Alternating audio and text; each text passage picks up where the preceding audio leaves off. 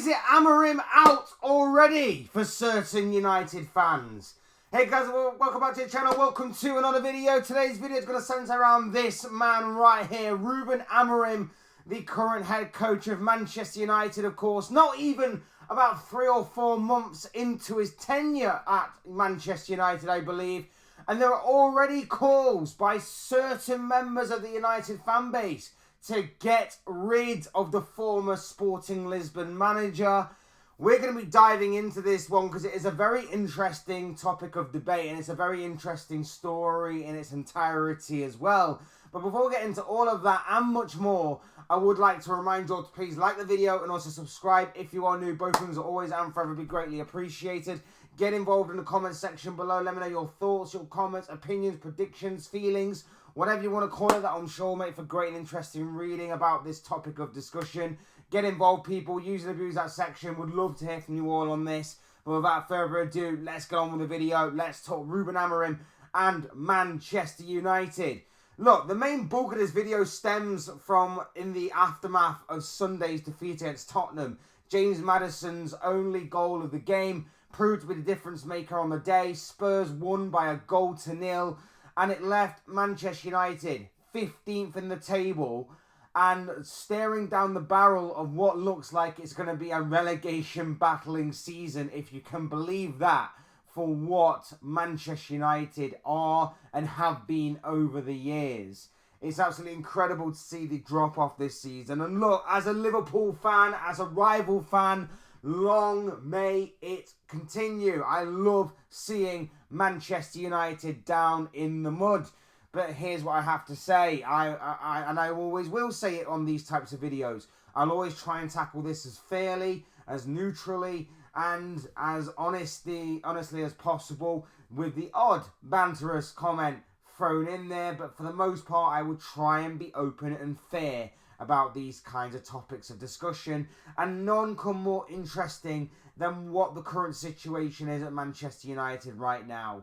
And the aftermath of that Tottenham game has seen this United fan base seemingly divided. Rival fans are calling Ruben Amorim into question. Certain rival fans are seeing, though, the bigger picture. And those kind of two categories are also what falls for the United fan base as well. Some want him out. Some are seeing the bigger picture. And I am one of the rival fans that is seeing the bigger picture here. Because I don't know exactly what certain United fans were expecting. I don't exactly know what kind of magic wand you expected Ruben Amorim to have, in which he was going to come in, make an instant impact and go, whoosh, there we go. We're challenging for the Champions League places. We're challenging for Europa League football for the Europa League this season. We're going to be challenging for the Premier League title again within a season or two. I don't exactly know how much of an instant impact you were anticipating this man to have. But considering how poor your squad was, considering the mess that Erik ten Hag had left it in, from the mess that the likes of Ole Gunnar Solskjaer had left it in, Mourinho had left it in, Van Gaal had left it in, those kind of years of knock-on effect after knock-on effect of being a poorly run club from the main men upstairs, the people in power, the Glazers, it was going to take a lot longer than him to fix things, than for Ineos to fix things. And it's a word that I'm going to now have to explain to you all. Patience. Patience. It seems to be that patience runs very thin for certain football clubs in football. I always allude Chelsea to that particular word as something that they don't know the meaning of. And now it seems we're having to do the same thing with Manchester United fans. Teach you about the word patience. Because it seems that United don't understand what patience is. Look, your club has been run so poorly, left to rot to the core for the past, well, over 10 years now. Over 10 years post Sir Alex Ferguson. David Moyes, as I mentioned before, the likes of Louis van Gaal, Jose Mourinho, Ole Gunnar Solskjaer, Ralph Rangnick, if you even want to throw him into the mix. All realised the problems that was going on, couldn't fix anything to do with that football club. You want to go to players as well. Cristiano Ronaldo even pointed it out in an interview with, of all people, the likes of Piers Morgan, but even he pointed it out. It is a club that has been ran so poorly, deeply into the ground. It was going to take a lot longer than an overnight success to resurrect Manchester United to its former glory. This man needs your time, your patience, and your belief. And look, again, I don't want this to happen, but I was somewhat jealous of the fact that Ruben Amorim went to Manchester United. I like this guy. The more and more that I heard of him over the summer, the more and more that I wanted him to obviously take over from Jurgen Klopp. It never happened. It never materialised. We've got Arne Slot instead. It's working out brilliantly so far. But when Man United got this guy, I was a little worried that he would restore Manchester United. Not overnight. That was going to take an absolute miracle. But to restore United at some point later on down the line, if he was given the right backing, if he was given the right amount of time, if he was given the right amount of patience, this man would resurrect Manchester United somewhat, in some way, shape or form, to be a consistent outfit again for Premier League and for the European stage as well. But certain fans seemingly wanted overnight success. And with him being 3 to 4 months into his tenure at Manchester United, with him only having one transfer window, with him having no pre-season, and for the first month or two, barely having any time on the training ground because it was game, couple of days rest, game, couple of days rest, game, couple of days rest, game. I don't know what you lot were expecting. I really do not know what you lot were expecting. I don't understand. Should you be happy with 15th from some of the performances and results that you've been getting? I'm not saying you should be. But to blame the manager who has simply walked in to an absolutely chaotic Frankenstein of a squad that has been built together over the course of the past 2 to 3 managers before him. I don't know what you guys were expecting. I really, really don't.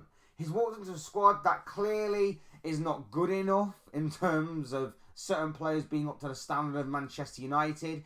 A mixture of those players as well are not good enough for his system and his setup. And he can't win either way because he has to use the experienced members of the squad to obviously get through this season. But he can't also use the academy products because they are seemingly not ready. They are seemingly not ready, and you could be doing long-term damage to the academy by doing that than you would if you just said, you know what, we're going to be patient with you. We're going to be patient. We're going to give our time to you. You're obviously going to make it one day, maybe. But time is going to be on your side. For me, maybe not. But for them, it will be. That's what the thought process of the manager is right now. And he can't win because if he does use those players, they may get harmed long term, like I mentioned. They'll also get fans that will be on his back saying, why are you not trusting the senior players? And then when he plays the senior players, he will get fans on his back going, why don't you trust the academy more? Why don't you trust the kids more? Because that's what Man United was built upon. He cannot win. And as a rival fan, I laugh. I love what is happening right now with Man United in the mud. But if I am to be honest, I also do feel sorry for this man because he, at this moment in time, cannot win. He can't win. If he does one thing, he gets shouted at by everybody, by a lot of fans. If he does the opposite, he still gets shouted at by the other half of the fans. This man cannot win. He just can't win. He just can't win, and there needs to be time and patience given to the process. And I know a lot of people are going, oh, I'm sick of this trust the process nonsense. Look at where Arsenal are right now because of trusting the process. Look at where Liverpool were for trusting in the process with Jurgen Klopp.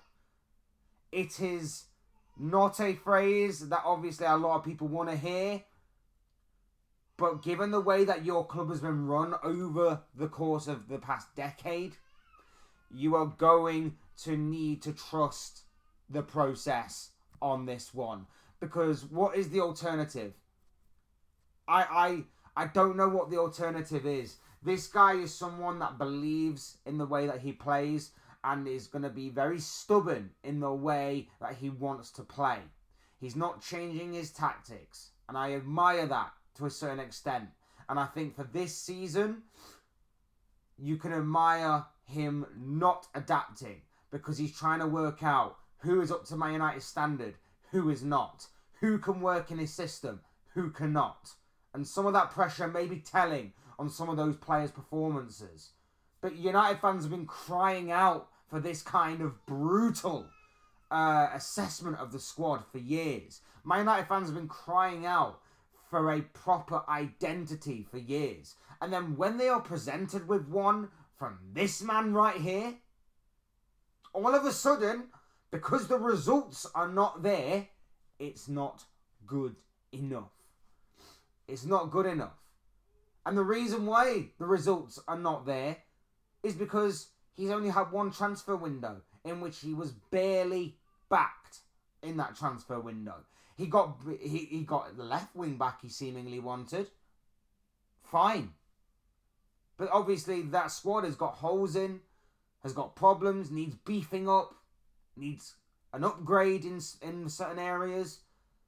One transfer window, especially not in January, was ever going to sort out all those problems. Again, he doesn't have a magic wand.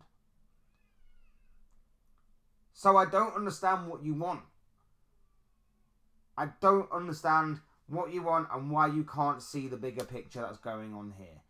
Look, ultimately, I think the Man United board will keep faith in him. They have to, really, because, again, I don't see where you turn from here if, obviously, this is another manager that is set to be sacked. I really don't. I don't know who you would turn to.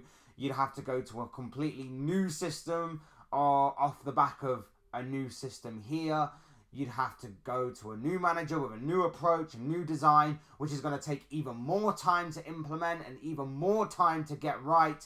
And you'll just be going in this vicious circle again, and you'll be declining and declining and declining and declining. So you may as well stick it out with this man, and you may as well back him. Back him for another 2 to 3 years. If it doesn't work out, that's when you go, you know what, we're going to try a different approach. Yeah, it's going to be painful. There are going to be peaks and troughs, ups and downs. But I don't understand what your alternative is. Your alternative and your solution to this, I don't understand. Because what you've been crying out for years is what the board of Manchester United are currently trying to give you and what this man is trying to give you. And if you throw that all away because the results aren't good enough for the immediate future, then you are so short-sighted that you're not seeing the bigger picture.